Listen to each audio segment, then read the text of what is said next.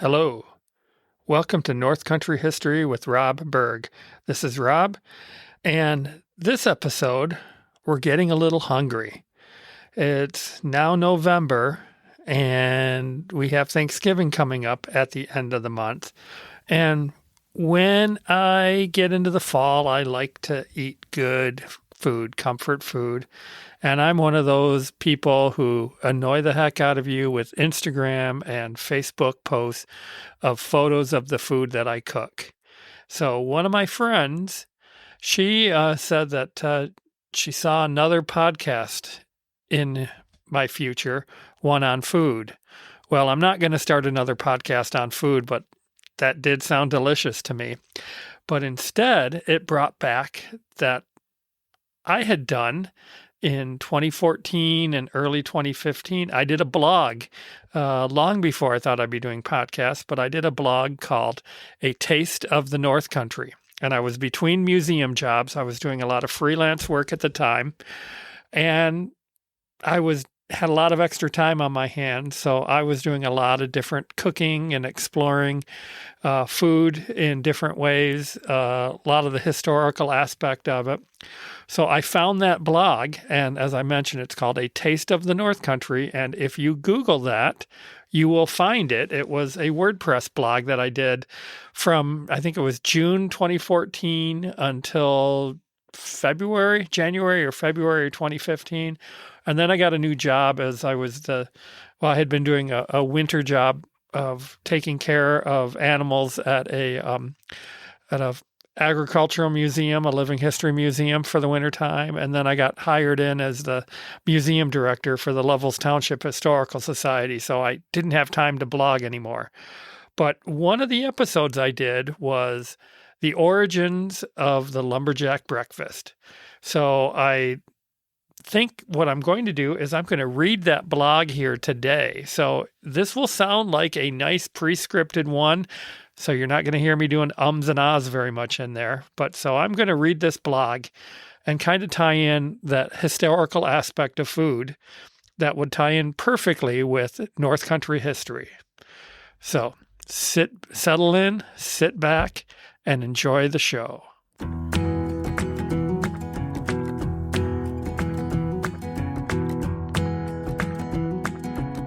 North Country History with Rob Berg, your podcast on the forest history of the Great Lakes region.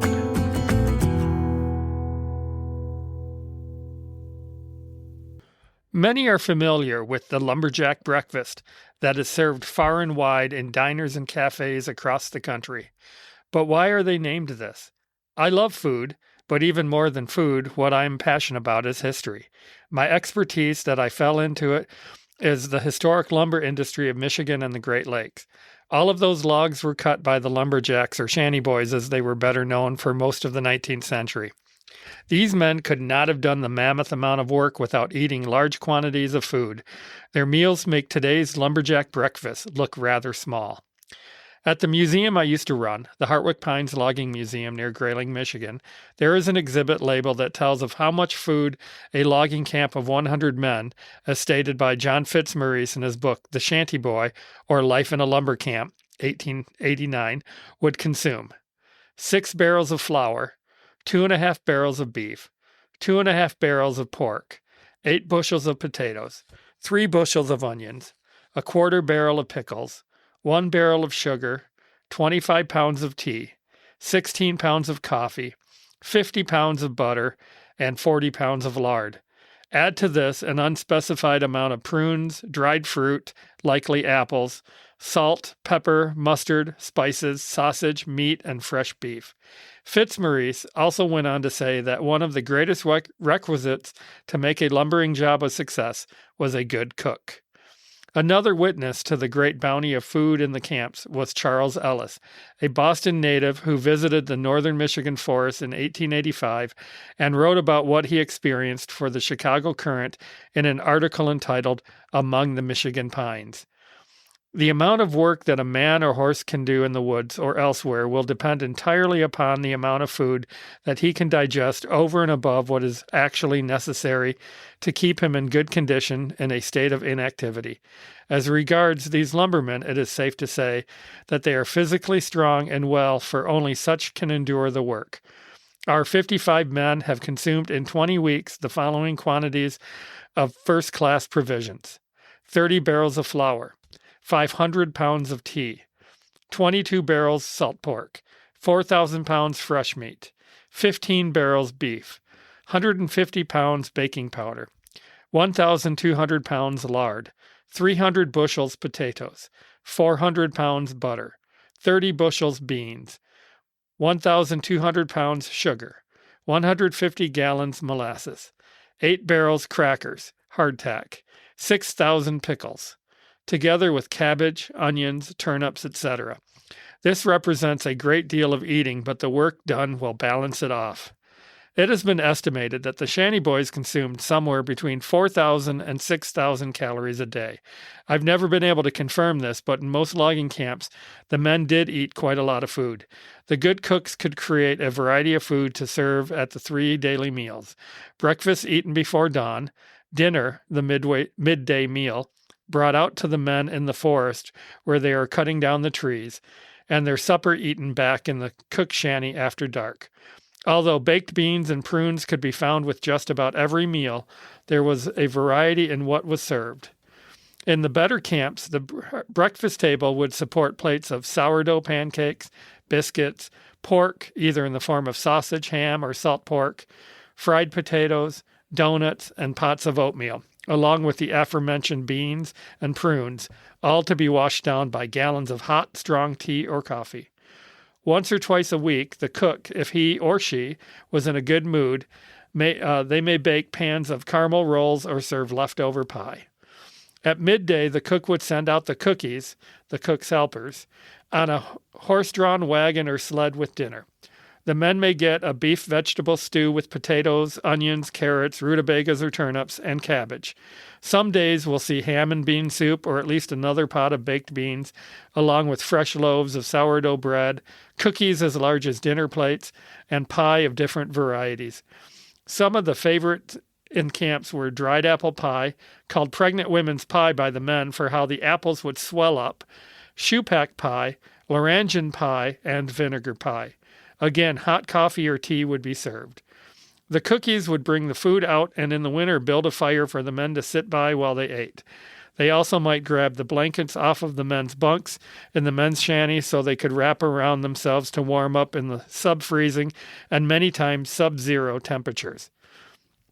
When the sun was setting, the men would hear the call of the Gabriel horn that trumpeted them in for supper. Once in the camp, they would line up at the door of the cook shanty, where a supper of roast or corned beef, baked ham, potatoes, beans, vegetables, dinner rolls or loaves of bread, pie or cake, and the ever-present tea or coffee would be served. The men were generally fed well, but in most camps they had to adhere to 2 rules: no talking and be finished in 20 minutes. They were getting paid to work, not to sit and have conversations and a leisurely meal.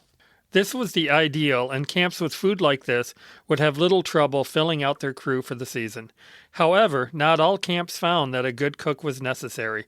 Poor cooks were often called belly robbers by the men as they stole the good food from their bellies.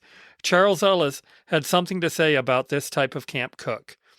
But, without wishing to disparage the skill of camp cooks, careful observation obliges me to say that, in my opinion, this branch of work, while being most important, is apt to be most neglected. If the men are served with half-cooked food, they will swallow what they want of it and let the native strength of the body finish the cooking in the stomach. At the table they take what is set before them, asking no questions, not for conscience sake, since they are not much agitated in that direction, but because they are schooled to make no fuss about enduring what can't be cured. The proof of the pudding is the eating of it, says the old adage. But in my experience, that the eating of much that passes for pudding, as well as other dishes, without protest and rebellion, is as often evidence of charity, resignation, long-suffering, and slow-to-wrath capacity on part of the eater as it is the skill in the cook.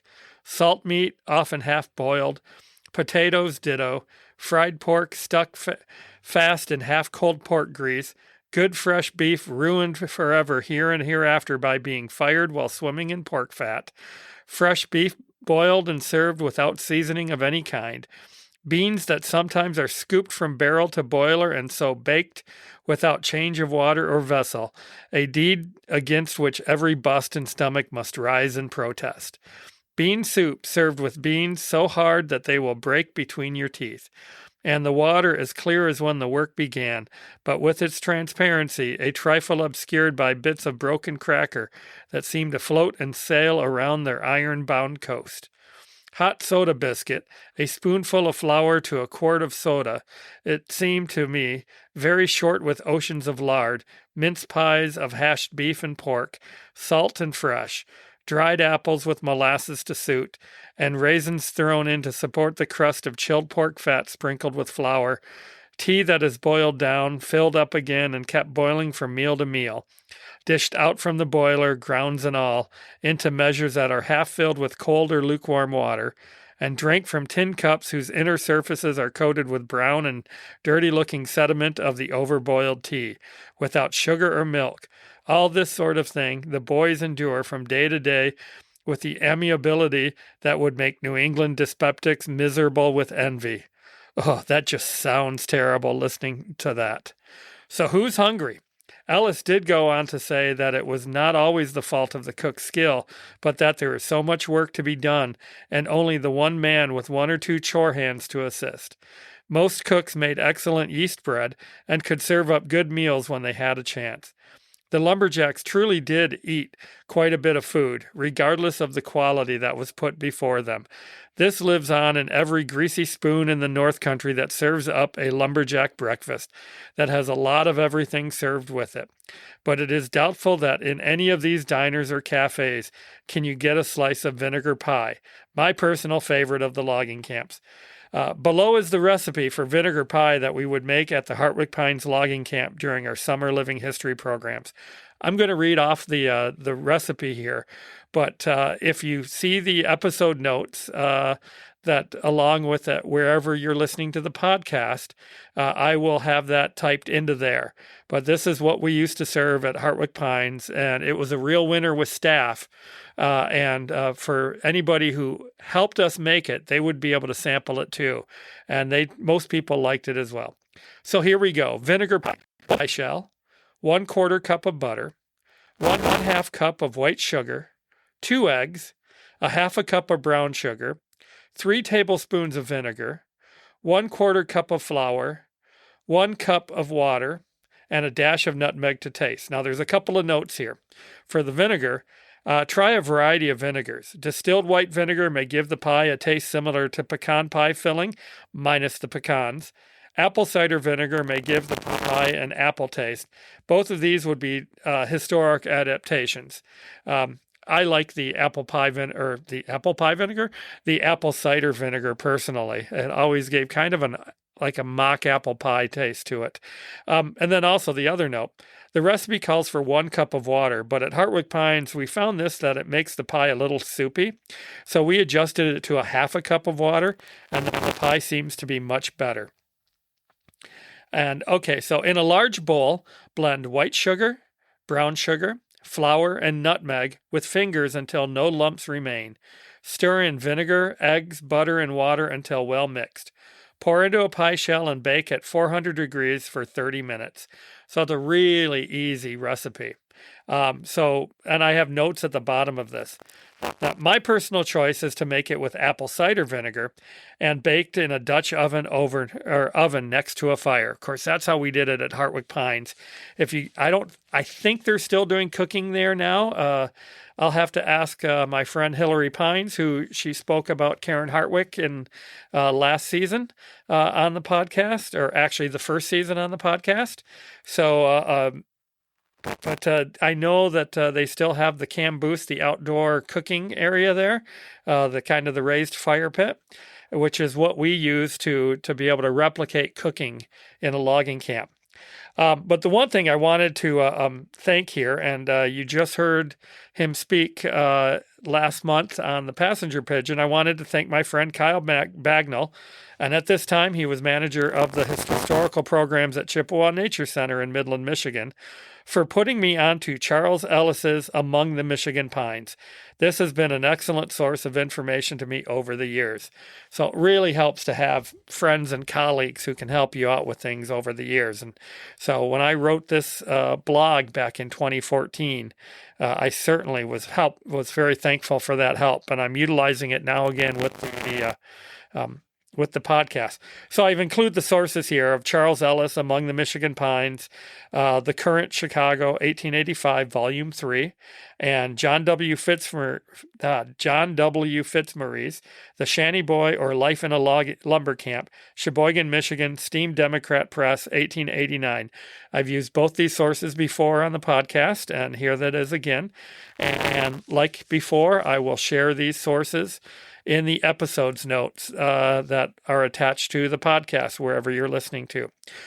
So definitely food was important in the logging camps. And as I showed or mentioned here, it gave birth to the popular Lumberjack Breakfast that you would find at various restaurants, diners throughout the North Country in Michigan, Minnesota, Wisconsin. I'm sure back out east, I did not have a lumberjack breakfast or see it on menus when I was traveling in New England last fall. But I suspect you can find them there in the same way in Ontario. I'll visit Ontario this coming fall in September of 2026. So I'll look for that on a menu. So when you're traveling or when you're in a small town and you want a good hearty breakfast, check out one of these small mom and pop restaurants. I'll be in Grayling actually this week. This is airing on Monday, November 3rd, and I will be up in Grayling November 5th, 6th, and 7th. So I will stop in at the Grayling restaurant, my favorite small town diner when I'm in Grayling. And I know they have a lumberjack breakfast type meal on their menu. I won't be getting that. They know when I walk in the door, I'll be getting the cinnamon raisin French toast because that has been my go-to for years and years and years. And even though I don't live in Grayling anymore, they still know my choice of breakfast, which is great. When you find a place that knows what you're going to order before you even sit down, that's a keeper of a place to go to. And I throw them off every time because I'll order, maybe this time it'll be bacon, maybe next time it'll be sausage, Polish sausage. They've got different meat offerings. Ham, those are usually the ones that they have, and I'll get one of those. So that depends on my mood of the day. So when I go in there for breakfast, probably next Friday morning before I hit the road, I will be getting my cinnamon raisin French toast and something else for meat to go with my coffee and juice. But again, big hearty breakfast at these places, the lumberjack breakfast that comes with everything. It was birthed in the logging camps of the 19th century. So next time you see that, you're now going to know where that came from. So thanks again for listening, as always, to North Country History. I may have another little bonus episode here coming up between now and Christmas time, but right around Christmas, I will have one, and it will be from John Fitzmaurice's The Shanty Boy or Life in a Lumber Camp, and it will be about Christmas in the logging camps. So, and then beginning in January will be season 3. So enjoy the listening here and try some good lumberjack food and have a great day. Bye.